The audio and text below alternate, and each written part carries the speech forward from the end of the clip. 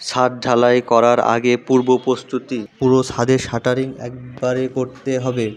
1 foot পরপর মোটা বাঁশ দিয়ে ঠেকাতে হবে যাতে ছাদ ও বিমের ফর্মা যথেষ্ট মজবুত হয়।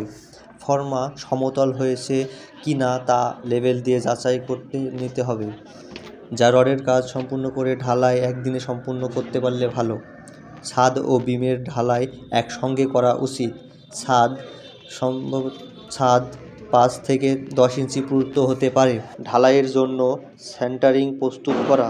সেন্টারিংয়ের জন্য এমন তক্তা অথবা প্লেট ব্যবহার করতে হবে যেন তাতে কোনো প্রকার ছিদ্র না থাকে এবং শাটারিং বোর্ডের উপর ঢালাই এর আগে ডিজেল অথবা মোবিল দ্বারা ভালোভাবে পরিষ্কার করতে হবে যাতে ঢালাইয়ের ফিনিশিং সুন্দর হয়। সবচেয়ে ভালো হয় পাতলা পলিথিন শিট ব্যবহার করা। ঢালাইয়ের পরের দিনের করণীয়।